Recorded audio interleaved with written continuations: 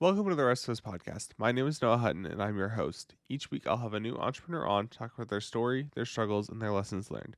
This week, my guest is Lance Cayko. He is a serial entrepreneur in the areas of architecture and construction, and I'm really excited to share this conversation because we have a lot in common, even though we have a little bit of an age difference and we're in different industries. The way that we started our business and the reason we started our business is very, very similar. So I had a really good time talking with Lance, and I think you'll really enjoy the conversation. So without further ado, here is my conversation with Lance Cayko.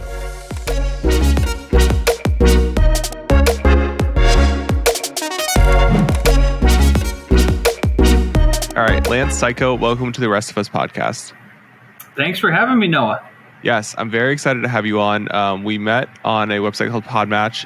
It's a really good website for finding guests. But after talking to you, you seemed like we had very similar stories in different times of our lives, but very similar stories. So before we get into your story, I'd love you to just introduce yourself, talk about what you do and what your business is. Yeah, thanks. So my name is Lance Cayko, as Noah mentioned, and it's actually pronounced like that, even though it's spelled Cayko. It's my favorite icebreaker that allows me to break ice in all the things that I do. So when people ask what I do, I say, well, it depends on the day and the hour. And that might sound weird, but it's kind of true. So I'm an architect, I'm a builder, I'm a real estate developer, I'm a professor, and I'm also a professional fisherman. So on the architecture side of things, my company is F9 Productions. We are Colorado's top-rated architecture firm, and development-wise, F12 Productions. We've done some real estate development. I'm actually sitting in one of the buildings that I designed, built, and developed with my business partner, Alex Gore. F14 Productions is our general contracting company. And then I teach at the University of Colorado Boulder. I usually just do one course a semester. This semester, I'm teaching in environmental design. I'm teaching the Adobe Creative Suite. In the past, I've taught in the engineering department. In engineering drawing was a specific course. And then when I'm not doing all that kind of stuff, I am trying to chase trout or bass or anything like that in the great state of Colorado. Oh, and last thing, as I also am a philanthropist. I have a nonprofit called Longmont Community Gardens. It's a community garden that I hope to expand a couple times this year in Longmont. I love that. So many things that I didn't even know about. I knew about the real estate stuff and the architecture stuff, but I didn't even know about the fishing and the nonprofits. That's really cool.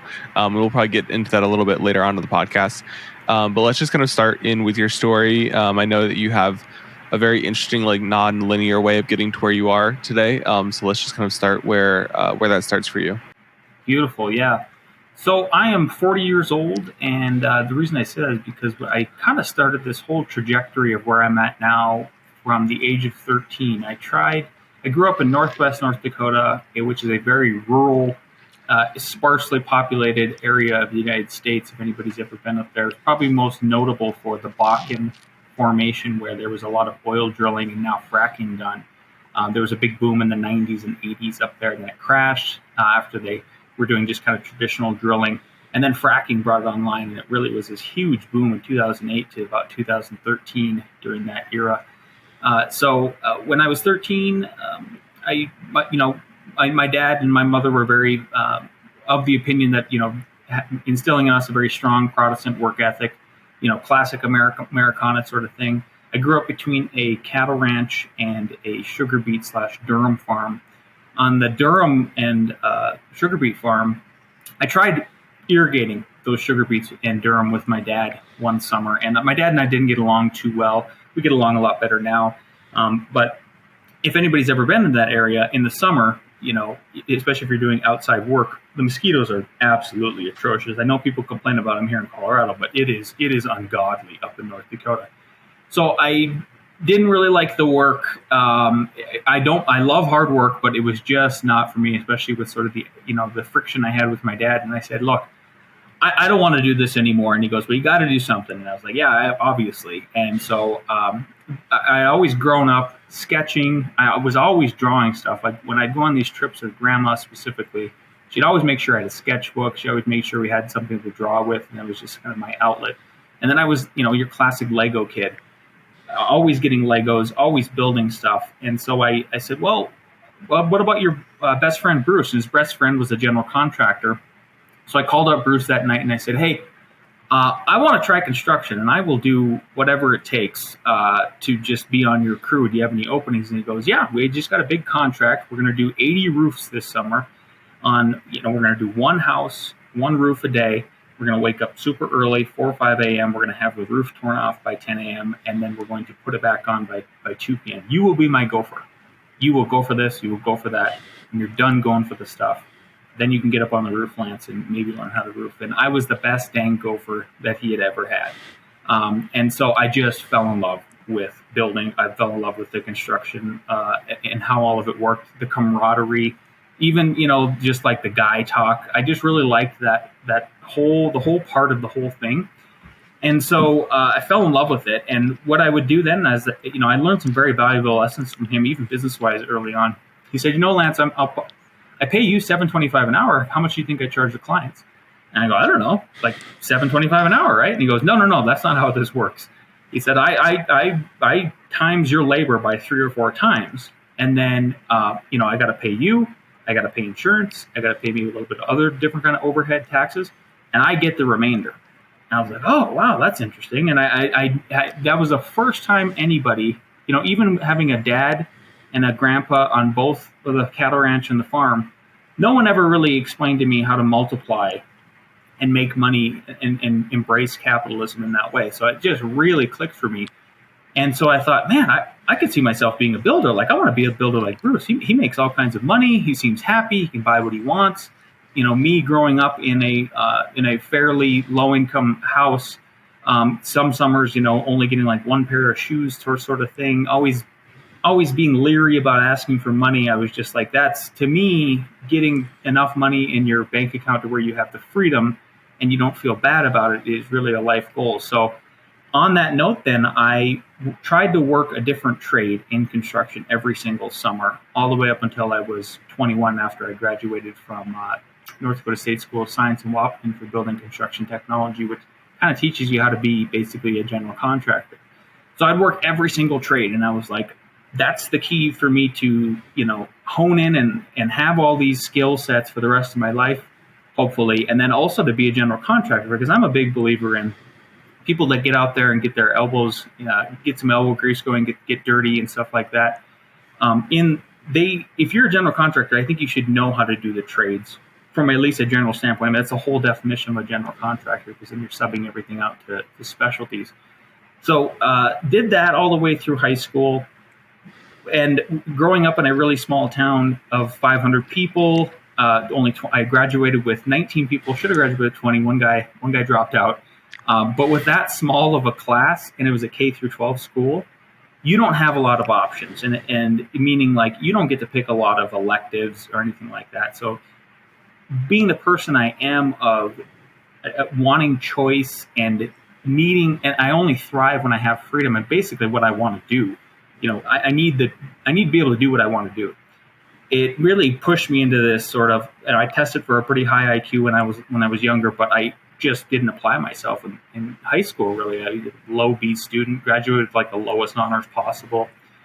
But then when I thought, well, I got to go to some kind of school after this. I mean, the culture was very much, that was kind of at the beginning of the culture, like everybody should go to school. So I thought, well, I like building. Maybe I'll just go get an associate's degree in Wapaton, North Dakota, for building construction tech. And when I got to Wapaton, that was the first time I really had the choice to do what I wanted to do, and I thrived.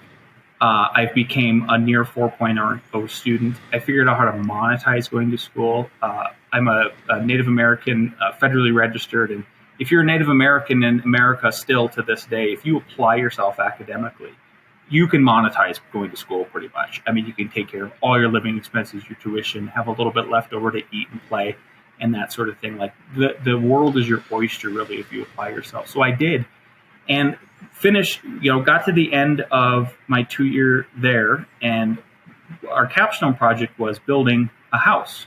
Makes sense. And I got to be looking at the blueprints, and I was like, well, I'm as a person who's just hyper vigilant, with their observations, and then this curiosity, and like I'm slightly on the spectrum where I just always need to know the truth or the whys or the whats. it was like, well, why did the architect draw it this way? Like, I would really like to know the decisions behind why they decided to design the house this way or anything like that. And I thought, man, I figured out how to. I suddenly love school. I'm suddenly like on the dean's list all the time. I have monetized it. I have no responsibilities in terms of like I don't have a wife, I don't have any children. Like I could keep going if I wanted to. So and I was like, well, why not architecture? And then there was sort of the business acumen was clicking then too of like, man, if I know how to build it, if I also know how to draw it, if I could eventually figure out how to make enough money to doing those two things, to buy land or other properties and then develop it, I could win 3 times. Like I could be this entrepreneur that does the designing, the building, and the development all the way around. And like imagine the quality control and all the good stuff that comes with it. So I applied to North Dakota State, 70 miles north of Wahpeton, to be in the architecture school. I got accepted because all of a sudden I was again a good student. When you initially get accepted in North Dakota State for the architecture program, back in the day, so this would have been 2003, it was about 300 students, and then you work your butt off to hopefully get selected as one of the 50 to actually get into the architecture school. So did that, got accepted into the 50, and then can just continue the acceleration of being a very high achiever because, again, I had the choice and I could do what I wanted. Graduated at the top of my class 5 years later with a Master's of Architecture degree. And then the Great Recession hit. And that's kind of when things took a turn. And that's, I feel like, how we're very similar, Noah, in the sense of even though we're graduating at the top of the class, like the placement that graduates had in the year before me was like 95%. Our placement was like 50%, which is an exact replica or an exact mirror of what was going on in the AAC community anyway, which was when everything crashed, about 50% of people, architects, engineers, contractors, got laid off. So I managed to get 7 interviews despite all of that in Colorado. Came out here with my now ex-wife. It was negative 70 below in Fargo when we left, 70 above in March when we got here. And I was not, I mean, I've always been a huge fan of the mountains and the outdoors and everything. And then it was like, oh, I'm sold, first of all, on the weather and the beauty and all of that. Even though I went through those 7 interviews, nobody bit right away because everybody saw everything was falling apart. So, went back home with my tail between my legs, ended up getting married that summer. We had 1 child at that point. Wife got pregnant over the summer. And then I kind of waited to try to get anything in Colorado. I kept pressing and pressing and pressing. And finally in the fall, in October of 2008, there was this one firm, it is now defunct, in Boulder, that hired me. And so I came out, packed everything up, moved down, had like $1,000 in my pocket. That was it to kind of make it, scraped by, and then got laid off 9 months later. Just complete tragedy. I could see the writing on the wall when that was coming up. And I was still talking to my business partner, my best friend and now business partner, Al Gore at the time. He went to New York City, worked for Studio Daniel Libeskind. He actually got to watch the meltdown happen from the skyscraper, one of the skyscrapers that would look down on Wall Street when it all happened. Literally people walking out with boxes from their desk and stuff like that. So we knew what was coming. He got laid off he got laid off in a similar time frame. Leading up to that, though, it was like we knew, it was like, well, we had both, because of my subcontracting before that I had done just freelance stuff all throughout college and high school and all of that. And then he was able to do a lot of the similar stuff of like find his own work. I started building all of these 3D models on an old website that was called TurboSquid, and with this software called Revit Architecture. And I started making all these designer level furniture pieces like Frank Gehry, if people know who that is, or Frank Lloyd Wright, famous architects that make these really beautiful pieces of furniture. But that those models weren't available to the architecture community. So I was making so many each day before work. This is before I got laid off. So again, I saw that writing on the wall. I got noticed by a company called Sumex Design and ArtCAD. And they said, hey, we've got a bunch of manufacturers that are trying to transition from 2D CAD over to this Revit architecture that you're making all these models in. You're making a lot of these models in a way that we think you'd be perfect for us to start farming that work to. And so I got laid off. I kept in touch with those people. When I got laid off, I'd also put out these Craigslist ads. And I was like, I'm not going back to North Dakota.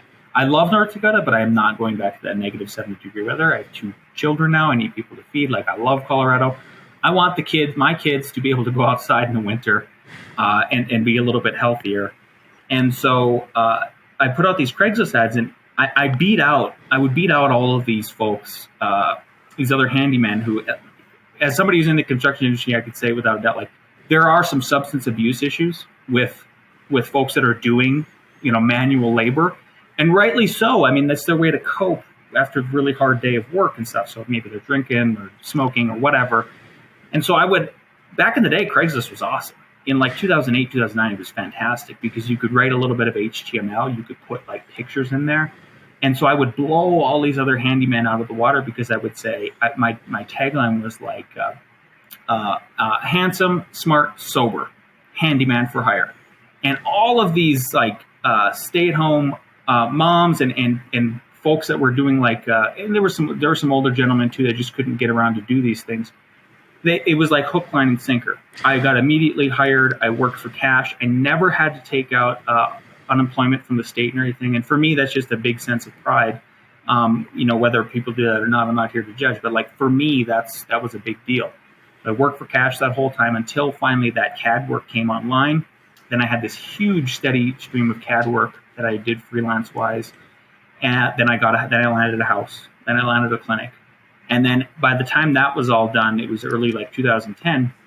And Al thought after he got laid off, hey, this recession, and we didn't know any better. I mean, we were just college kids coming straight out of school. We didn't know that like recessions technically last sometimes like 5 years, and it did in Colorado. And so he was like, yeah, I'll just go back to grad school and go for a master's of construction. And by the time I'm out, Lance, like it'll be over, and then I'll get hired for even more money because I will have this extra degree on top of architecture. Joke was on both of us. That didn't happen. He graduated and had to go live with mom and dad. He hated it, obviously. And so I was like, hey, Al, I've got all this CAD work lined up. I know we said when we graduated we were going to start our firm like 10 years from now, but we're I've got enough work. Like, you hate living with your mom and dad. How much money do you got? And he's like, I don't know. I got like $5,000-6,000 in my account. And I go, look, the apartment right kitty corner to me just opened up.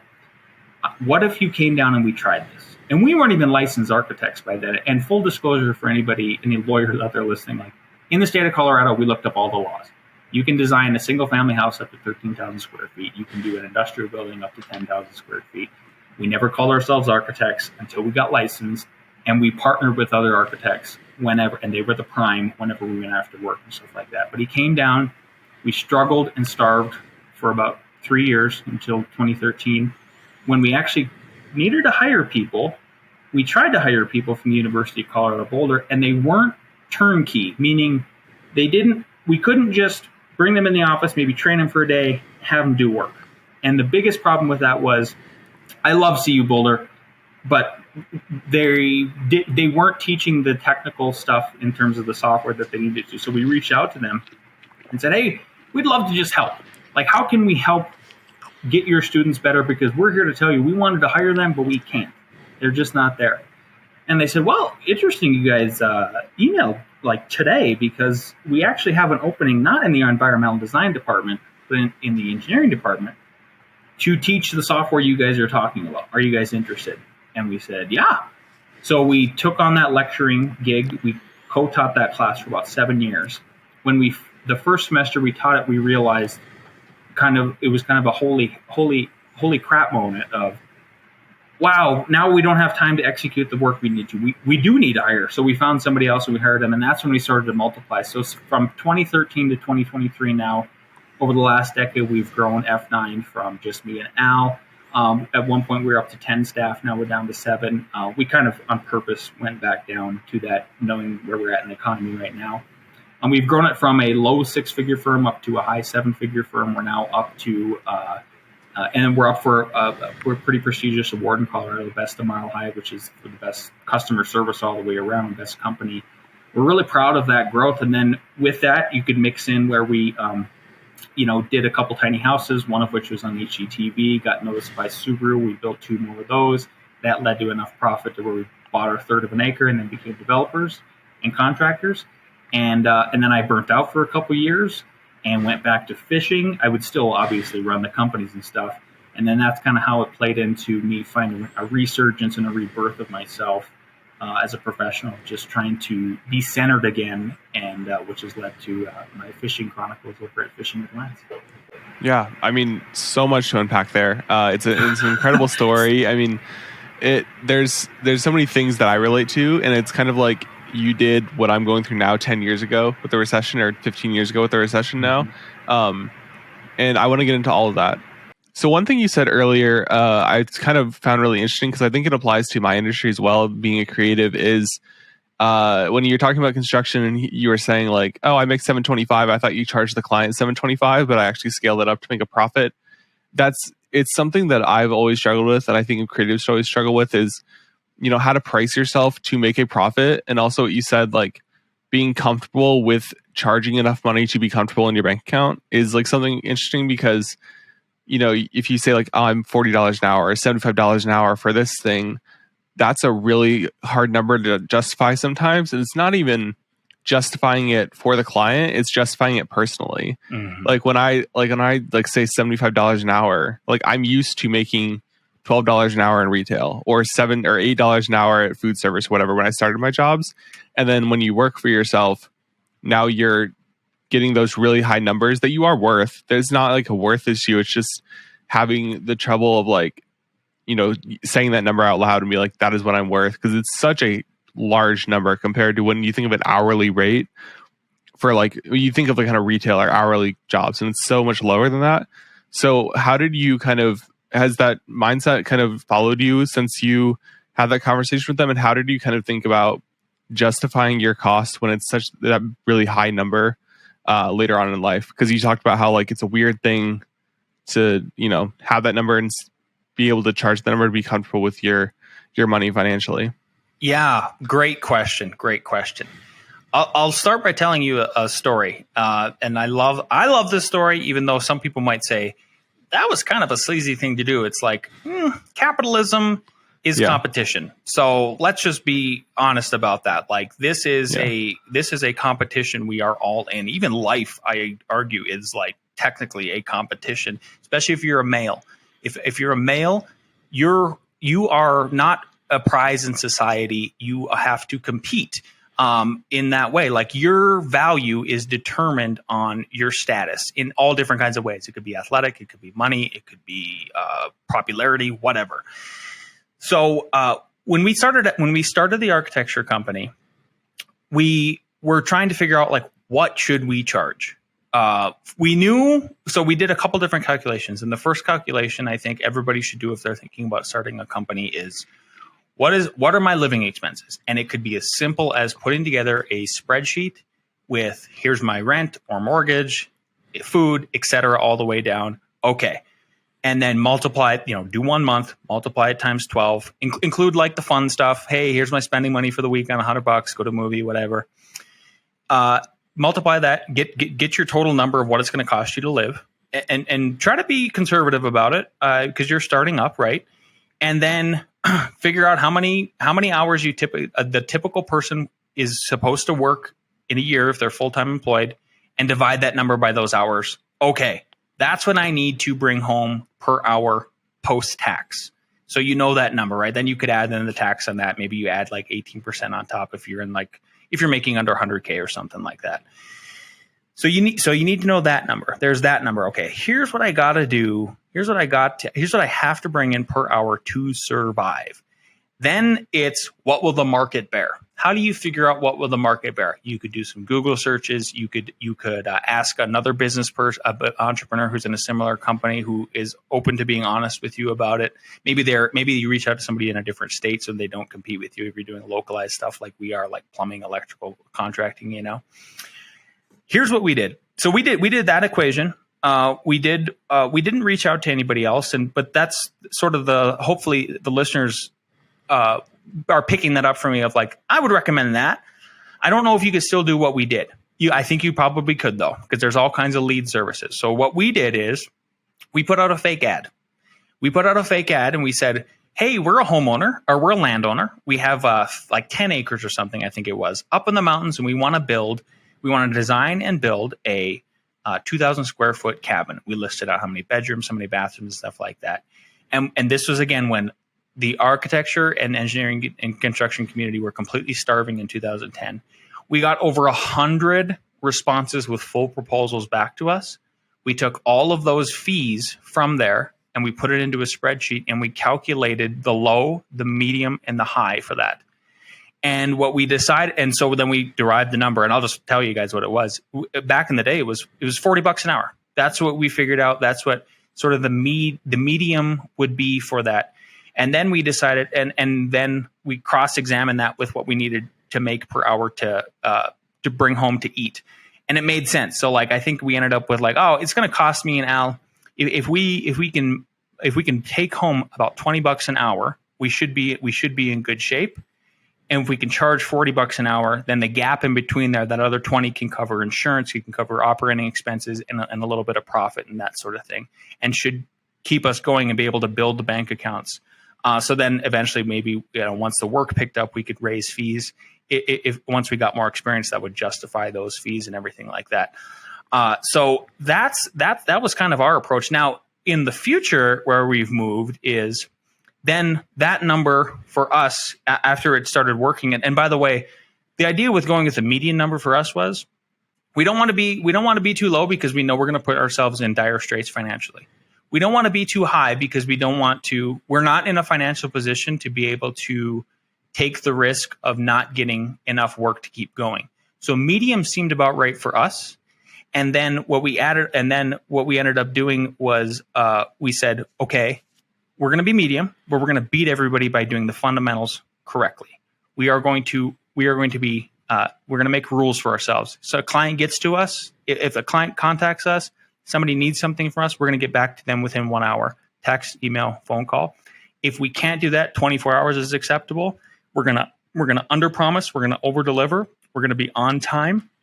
And we're going to drop the ego at the door. That was one of the big things that I think I learned from other architects who did a bad job at that, where they just have this. I don't know how many architects or anybody else knows that's listening, Noah, but like there's an ego problem. For some reason, you come out of school, and I'm doing another podcast later today, and we're going to go over the cult of design. And somehow we get these huge heads coming out of the door because obviously design school teaches you like you are literally creating the built environment, which is absolutely true. Both buildings we're sitting in, Noah, the houses we live in, architecture 100% affects people's lives positively, negatively, and all of that sort of thing. So we sort of think of ourselves as like these mini gods coming out of college, which is a problem. So we did all of those things and we managed to land a bunch of work. Since then, what we've done is we just pegged that number to inflation and kept raising fees as we could throughout the year, cross-checking it with the books. And so now one of the phrases I use to clients that end up saying, you're just too expensive. I go, no problem. We price for excellence. That's why we have 75 5-star reviews on Google. We price for customer service excellence and design excellence and execution excellence. And now we're comfortable with where we're at with cash flow and how we've positioned ourselves in the market. Now we're okay with, as a seasoned veteran, and this is very important for people starting firms, is I think you probably heard the statistic, Noah, most businesses fail within the first 7 years. After 7 years, you kind of get in the safe zone. You've got enough repeat clients. You've got enough exposure on the market via however you're advertising, a website, a podcast like this, stuff like that. Then you can start taking a little bit more risks, and you can start raising your fees even more if you can. And what you're going to do is then you're going to make the pool of clients smaller. But with making the pool of clients smaller, you are really narrowing it down to like those clients that can afford you are sophisticated clients in almost every single way, design-wise, production-wise, like for all the stuff you're doing, Noah. And those are going to be clients that better align with your pricing for excellence if you're trying to provide excellent customer services and products for all of that. But that's kind of the evolution, I think, for me with that. Yeah, absolutely. I 100% agree. And I relate to that so much because when I started my business and I was mainly only doing real estate, I was like looking at all the people around me, how they price, by square footage or by photo or whatever it was, and I picked my format, and then I was like, okay, they charge 125 for 20 photos. I'm gonna charge 100. I'm gonna go a little bit lower than them, but I went way too low. Okay. And then you get to the point where you think you're going to charge low, and then everybody's going to use you because you're the cheap option, but you're still providing the quality. But what actually happens is they see your number and they're like, oh, he's too cheap. He's doing cheap work, and they're not going to hire you. And you're new, so you don't have experience. Like if I was a veteran charging cheap, I might be a little bit better off because they know my work. But if I'm new charging cheap, they have no reason to use me. That's $100 just wasted in their mind. So I 100% agree that like you have to find that balance between like charging what you're worth, but also like not charging too high or too low, because then you're running into that issue where either you're too cheap and they see that whether your work is good or not, or you're too high, but you're not in a position to lose some clients. Like the thing that always gets said is like, okay, if you double your prices, but you get half the clients, you're making the same amount of money. But in the beginning, I think that's the calculation there. But if in the beginning, like you don't have that luxury. And like you said, like now you might have that luxury of, if we raise our prices, we're going to get those really quality clients. But in the beginning, we didn't, and we were just taking all the jobs we could because we needed to build up that like portfolio and all these kinds of things. So I 100% relate to you on that.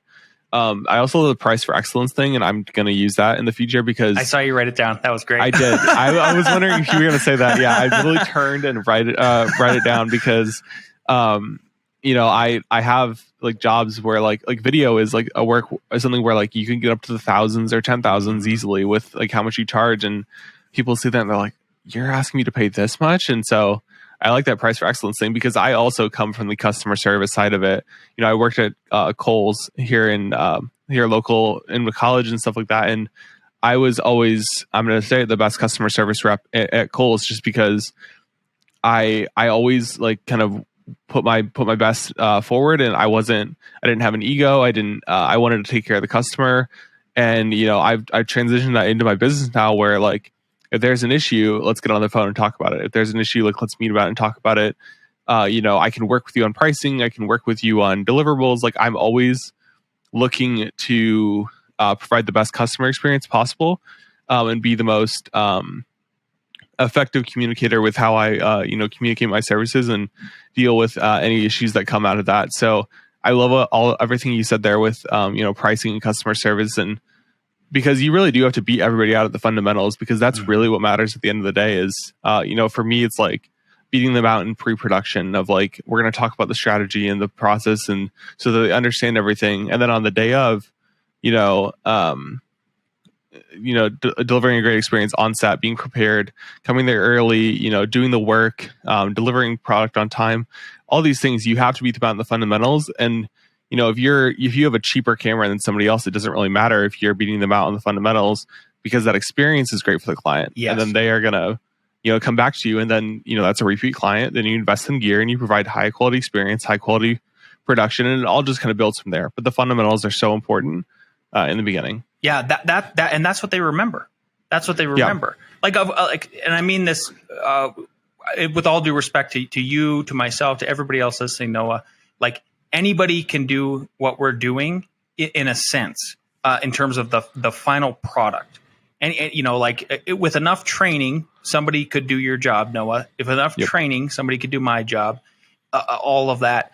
But the magic is really in making the cake, like you're talking about, mixing the ingredients properly, on time, in the right sequence, touching base, making sure all of those things. That is really what I think separates people from the crowd 100%. Sure, there's going to be, I can't name a famous videographer, Michael Bay. There's going to be there's going to be the Michael Bays of the world that are like the 0.01%, like a kind of talent that is just once in a generation. Absolutely. But that's such a small part of, you're not even competing against that person, in my opinion. Yeah. I'm not competing against like, Daniel Liebskin, super famous architect. I'm competing with the other people, just like you and everybody else listening, of like, the group we're competing with is much bigger. You got to beat them at those fundamentals. You can execute. Yeah. We went to school to execute and make the product. Like that's a given. Yes, absolutely. The other thing I wanted to point on is, or talk about, is when you're talking about CU Boulder and kind of people coming out of college not being prepared for the industry. I was like, yes, like completely, because like I came out of that school, and there are a lot of things that I learned in college because I went out of my way to learn them. Like Google Ads or Shopify or all these like different marketing tools that I knew I would use in the future. I started my own clothing brand just to learn the back end of these systems because I knew that would be valuable in the future, and I put it on my my resume. And I see so many like marketing students, and I can only speak to marketing because that's what I studied. Yeah. I can see so many marketing students, they have no idea how to use like a basic, like they can't run ads, they can't design, they can't do anything like that. And then they go into these industries, and companies are wanting 6 years of experience in design or 6 years of experience in ads. And college isn't preparing you that. And like if you get a basic internship, generally those aren't preparing you for that. So I love that you went to CU Boulder and said like, we need to prepare these people better. I know what is needed in the industry. Let me, help, or what can we do to help? Because I see it all the time where like college is not where people are getting those skills, and internships, sometimes they're getting those skills, but a lot of times they're just like, they're gophers. Like they're just, doing these random things. And so I love that you went back to the school and said like, these are the skills that these students actually need. They don't need to know this random equation or this, random historical fact or whatever. Like they need to know like how to work this CAD software, or they need to work, how to design this thing or write this thing. We're going to go back there and educate them so they're actually prepared for the industry and not just academically prepared for the industry. And I'll give like sort of a backhanded comment, a backhanded compliment to any university, which is they do a great job at teaching architects, for example, how to design. They do a great job at teaching the physicists how to equate. They do a great job at the people doing media, knowing how to work the software, work the equipment and all of that. But I think what they do a bad job about is they just need to tell the truth. And the truth is they do all of those things well, but it's not about preparing you for a job. Yeah. Like if we could just clear the air, and that could be the discussion moving ahead in society at large, not this specific one. I think that would go a long way. And as soon as we could admit that fact, all you need to do, like you just said, no, is like, we just need to just get somebody practicing in whatever field it is. Try to get them to teach one course, just one course throughout that student's 4 or 5, 6 year tenure at a university. That's it. It's just 1 or 2 courses extra, and I think we're there. But let's not. It's got to be somebody who's practicing. Like, and I realize it's very hard to get people. I mean, it is a look. I'm not making money hand over fist teaching at the University College Boulder. The money's okay. It's fine. There's benefits that come with it. I love the endeavor, but it is definitely more of sort of a passion project. It's more of a philanthropy. It's more of a humanitarian gesture to pull yourself out of building these 7-8-figure firms where you're making a lot more money and not having to go through any bureaucracies to do that. So I just think it's a matter of truth sort of thing. Oh, 100%. And like a lot of the professors, they did their practice 20 years ago, and they're just teaching. And they know what was, taught 20 years ago, or what was the industry 20 years ago. Like I had a film professor, and he could not hate YouTube more. Like he just does not like YouTube's and like all that creation, but that's where it is now. Like that's how people create. They do, vertical content. They do, short form content. They do all this stuff. He hates it. He loves Hollywood, and he loves creating that kind of style, which is fine. I love Hollywood too. I'm a film buff. I love those movies. But if you're preparing somebody to go out in the world, a lot of film majors, if they don't get into Hollywood making, $10 an hour as a production assistant or whatever, or 20, however much it is to be a production assistant, they're going to go be an editor for a YouTuber, or they're going to go work in a company on their social media side and create TikToks all day, or Instagram Reels or stuff like that. So I think it's not only being honest about what is needed in the industry, but also like just adapting to what's now. Like the same thing in business school. Like I it's good to understand the basic concepts of like competition theory and all these kinds of things, but I don't use that on a daily basis. I don't need to know the guy from the 40s that wrote a book on, capitalism, and like I don't need to know that. I need to know, how to write a business proposal. I need to know, how to price myself, how to do all these calculations. I need to know how to be in meetings and sell myself. Selling myself is so important, especially if you go into entrepreneurship. I didn't take a single sales class because I did not think I would be in sales. And look where I am today. I'm talking to clients all the time trying to sell myself. Yeah. And, that's partially on me. Like I should have taken some sales classes, but also just like in general business, whether you're going to be a 9 to 5 or not, like you need to know all these like daily things, because that's how, everybody's an entrepreneur in some way. They're being an influencer. They're, just on these platforms. They're starting their own side hustle. Like college doesn't teach that. And I think you talked about like practicing people need to go back into these colleges and teach, and also teach what is actually happening and not teach the curriculum that universities want, because it's just not what it is now. Like it just is. It's how it is, and it frustrates me a lot because I see that all the time. And I came out of university thinking I was so prepared, and then like I didn't get a job. I didn't get a single 9 to 5 offer out of college because partially because I probably wasn't prepared well, and partially because I graduated out of COVID, and that didn't help either. So yeah, I love everything you said there, because it's one of the things that I'm really passionate about. Great. Yeah. So let's kind of keep going. And I guess talk about kind of your industry now, or your companies now.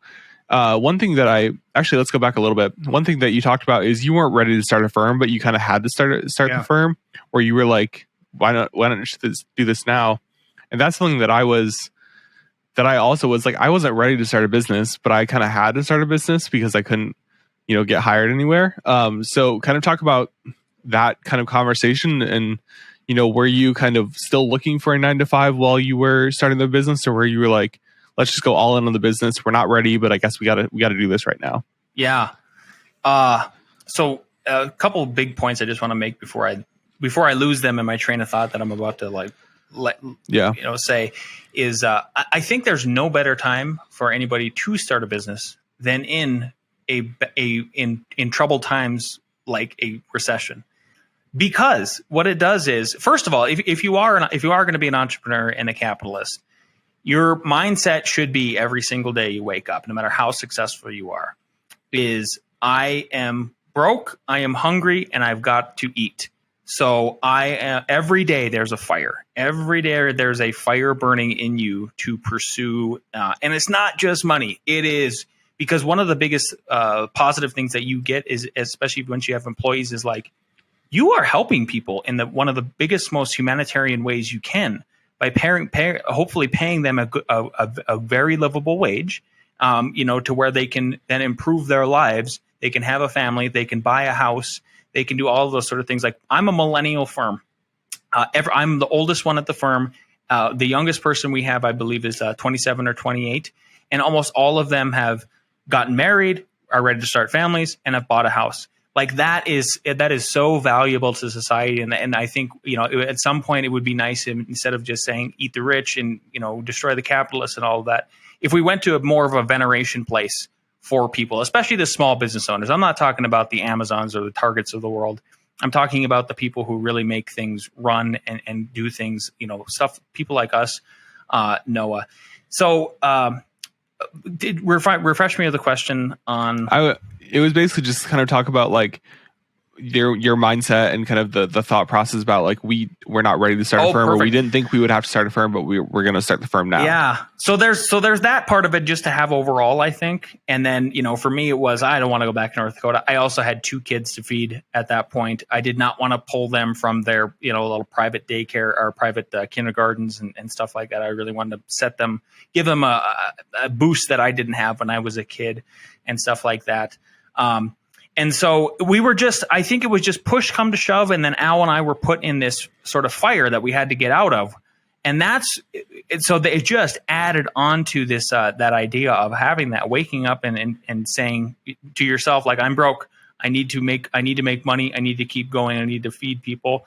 And then you're out there pounding the pavement, picking up the phone, sending the emails, writing the texts, networking, and doing all of those things. It's much different. I think a lot of people don't end up starting their own businesses, even though they have all this technical skills. Maybe they even have a great network already because they've worked for another firm in whatever business it is for like 10 years and they're all ready. But nothing is pushing them out of it.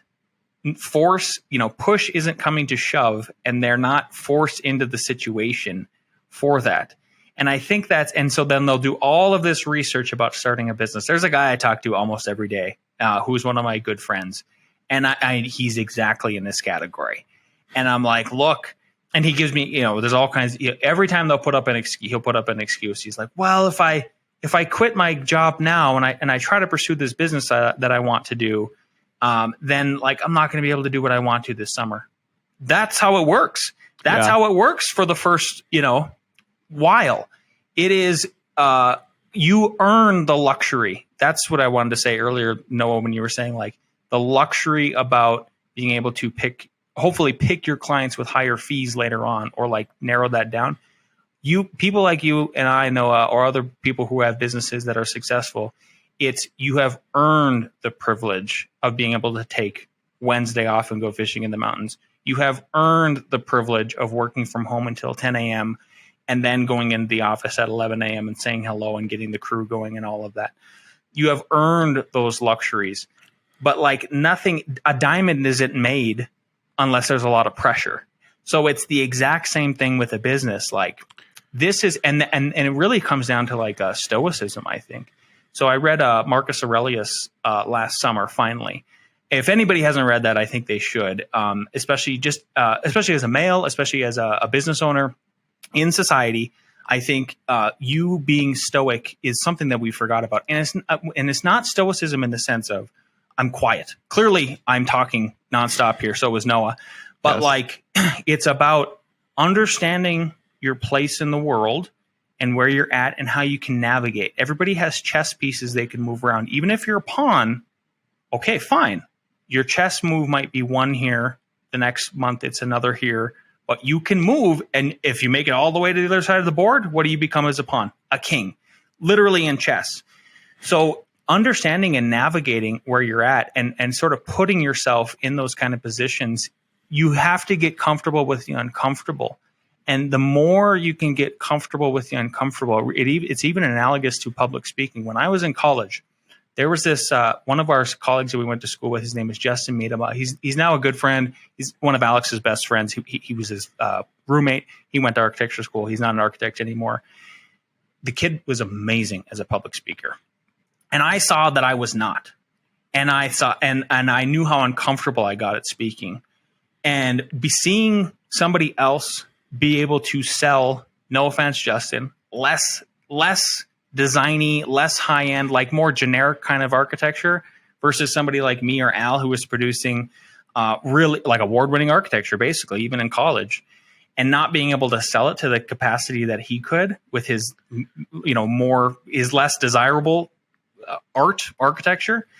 I was like, oh my gosh, like, why wouldn't I want to become a public speaker and become good at this? Okay, how is that going to happen? I'm going to have to be really uncomfortable for a very long time. Yeah. Same thing with like starting a podcast. I tell everybody, if whoever wants to start a podcast, if you're going to start a podcast, awesome. You don't even know the ways it's going to help you out later on in life. The return, the ROI is like, it could be years from now sort of thing. Who knows where this conversation could lead, right, Noah? Is like, for those first 100 episodes, you're going to hate your voice. You're going to hate listening to your voice. And then guess what happens at an episode 101? You actually like it. Like, for some reason, going through that fire. And so that's why I like that analogy of like, how do diamonds get formed? A lot of pressure and heat. So putting yourselves in an uncomfortable position and then keeping the stoicism and knowing that like you're still in control.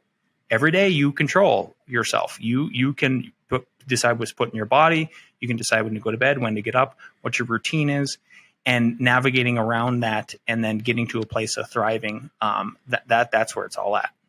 100%. I totally agree. It's all really about like finding those ways to get you to focus. I think that's something that I struggle with so much is, having all these distractions around me, whether it's TikTok or whether it's, playing a video game or, watching a movie or March Madness or whatever it is. Like, I need to find ways to put myself in a position where I can focus.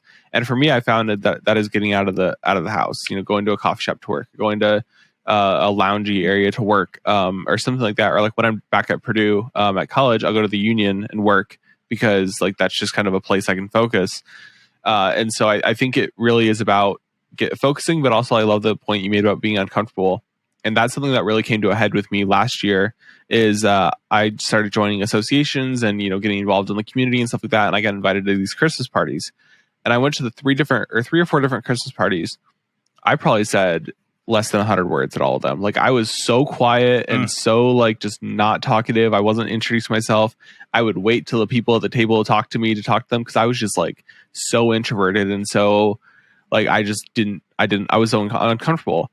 And this year, I have made it a point to network more, to go to events. I'm going to an event later today for entrepreneurs, and like, because I was like, that can't happen again. Next winter, like those Christmas parties, awful, waste of my time because I just didn't do anything because I was so uncomfortable. And this year was like, I need to fix that because that's the only way I'm going to grow my business is meeting people and getting referrals and building these relationships, like you said, like a podcast and things like this. The ROI might not come till a year after, or maybe like 150 episodes in, you might not see an ROI. It's about focusing, it's about getting uncomfortable, and it's about putting yourself in a place where you can do something long term to see that ROI later on, because it's going to be so worth it at the end. But in the beginning, it is not comfortable, it's not fun, it's hard work, but that's the only way you're going to succeed as an entrepreneur. 100%. Absolutely. So to close out the podcast, the last thing I want to talk to you about, and then I also want to ask you kind of just some general tips for entrepreneurs that you have. But so you have F9, F12, and F14. Yes, sir. Yep. Productions. So what was the decision around that to kind of diversify your businesses, or at least open up these, like get all these different businesses? Because that's something that I've thought about in the future is I not only want to do the video production, I want to do the advertising placement. I want to place the ads we're creating. I want to work on the strategy. I want to host these different things, like host the events that I'm photographing, whatever it is, like diversifying the business in that way. And for you, that's, development and construction. So talk about the reasoning for that and how that process went. Yeah.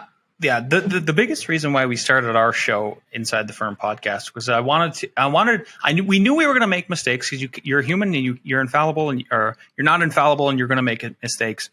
So, we try to tell all our mistakes within legal reason to people so they learn from it. And why I'm prefacing my answer with that is because that's why we went forward to try to establish a diverse set of ways to make money, not only with the three different companies, but within the three different companies in that way.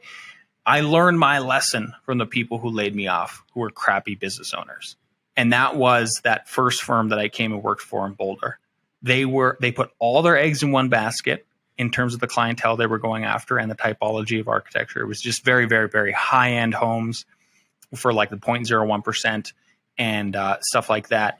And even those folks are subject to higher interest rates. You and I were talking like off air about, the Fed today raised a quarter point. Like, oh my God, I can't believe it. And yeah, even those folks their projects have to halt to the ground at a certain, like metaphorically and literally with that.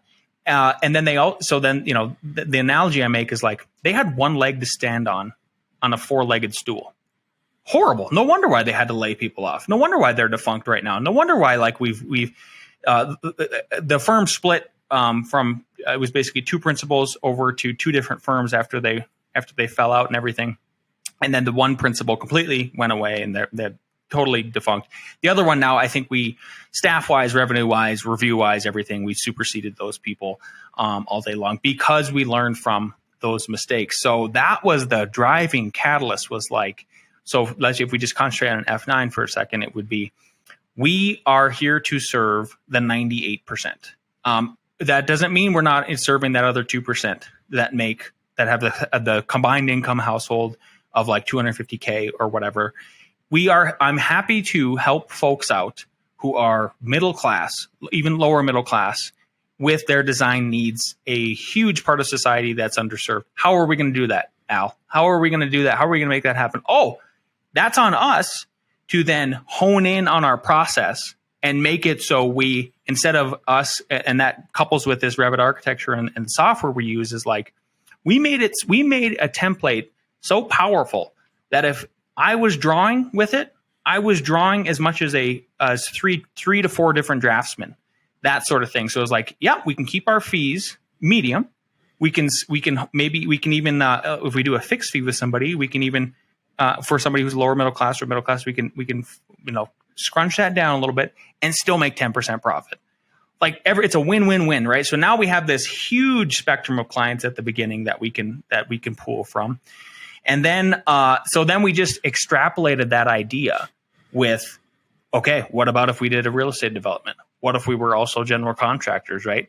And like that one thing we've been saying on our show a lot lately to all these architects that we speak with, which is probably at least half of our audience, is, hey, architects, if you're seeing design projects go away because of the constricting money supply right now from the Fed and all of that, plus the interest rates, have you considered becoming a builder as well? Because all of a sudden, if you've designed for somebody for 3 to 9 months or a year or however long you've been in the design process for them, the banks set aside money once they're approved. Like that's set aside, it's there, it's shovel ready.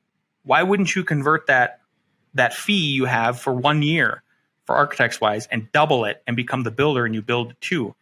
Some of these recessions do only last. Like the hard dip is maybe only a year or two.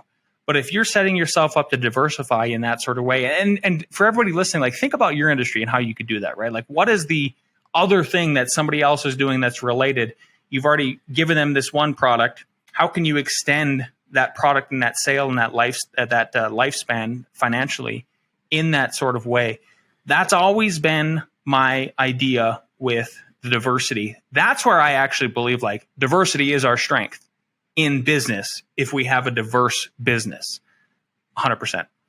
I totally agree. I think, it's not just about selling them the photos. It's what else, like for me, like it's not just about selling them the photos. It's what else can you offer? And I think every single business has that opportunity, whether it's, if you're a caterer, what else can you offer them that's adjacent to catering? Or if you're a builder, maybe think about going into architecture, like all these different things, there is that offering, and it's just about, maybe your offering will be start slow and small, but you can kind of grow that to be more of a business. Because I'm sure, your business and your real estate development kind of size of the business, they weren't at the size of F9 when you started them. Like they started as just like an adjacent offering, and then you kind of grow them from there.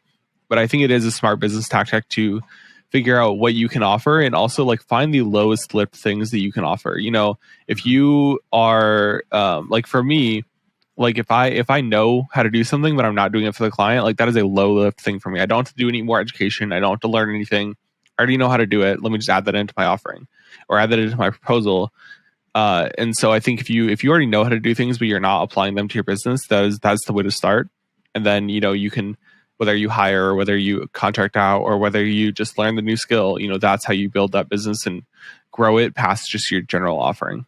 100%. Yeah, absolutely. So to close out, I feel like, you've been in business for, however many years now, at least 10, 15 years, I think. Yep. So I just want to kind of close out with a couple tips that you have for entrepreneurs that are starting today, because, one thing that I've gathered through our conversations and our, this interview today is you kind of have a mindset that I really admire in like today's world is, you have the mindset that I wish more business people have of you understand where people like me are, because you went through 2008 and you were kind of in that same situation that I went through with COVID. Like COVID was my 2008, if you want to say it that way. So, for a lot of people, so I think, you have that similar mindset there. So what kind of tips would you give to entrepreneurs that are starting business now or growing their business right now? Number one, just start it. Just start it. Even if you're working a full-time job, it is not difficult. I'll speak to Colorado only. I can't speak to places like California and New York, but in Colorado, it is very easy to start a business. You can go to the Secretary of State, you register your trade name, you register. You can always grade up. So like if you're just by yourself, an LLC, I'm not a lawyer, but that's at the very base level of how to do it. Once you have that, you can file for an EIN with the feds. You have your EIN.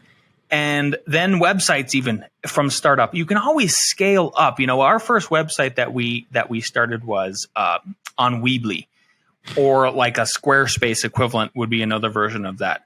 Well, we finally are in year 13 of F9 Productions, and we finally were able to afford.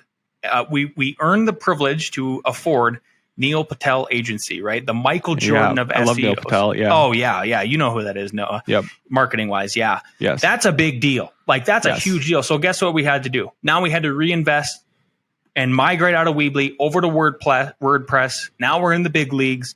So the biggest thing is just starting it. Just take the leap. That's the biggest thing. Is I just say jump off the ledge, get in the water and swim. You will figure it out. You're not going to drown. You almost have to just force yourself to push yourself into that position, or honestly, you're never going to do it. Yes, read some books. And one of the best books I would read that I could recommend is called The Lean Startup. That is a fantastic book. I would read The Lean Startup. There's a newer version now, but that's where we got a lot of our ideas of like, here's the website with Weebly. Here's where you can get a cheap domain, domainsinseconds.com, that sort of thing. And then the other one I would read is Made to Stick. That is a huge one. Made to Stick is giant. It is. My wife's going to read this book, and she's a very successful realtor and investor. And she's even like, yeah, I'm writing. She's making a course online for that. So those are the fundamental things. And then the other, just the last couple ones I'd be like is like communicate effectively, communicate quickly. If you are a Gen Z or a millennial, and I'm in the millennial category, and I have Gen Z folks, you really still got to pick up the phone. Like I'm all about emails and texts. Every form of communication has its ups and downs. It's a double-edged sword. Email is really good for tracking a lot of stuff. Text is good for quick communication. When there's confusion with both of the written ones, you got to pick up the phone. And if you're a white collar person who's working with blue collar folks, you really need to pick up the phone. If you're a blue collar person working with white collar folks, please understand they prefer usually text or emails. But you got to figure that kind of communication part out right now. Under promise, always over deliver, and drop your ego at the door. I mean, there's no other place to end it than that. You kind of hit all the big ones there. So again, thank you so much for coming on the podcast. This has been a fantastic conversation. And I'm actually recording a podcast with you in a week or so, I think a couple weeks. Yep. So I'm really excited to do that as well. And so when that's released, I'll share it on my social medias, and I'm sure you will too. And I'll share that out because I think the conversation is going to continue there and be fantastic as well. So again, thank you for coming on the podcast. And we will see you next time on the Rest of Us podcast. Take care.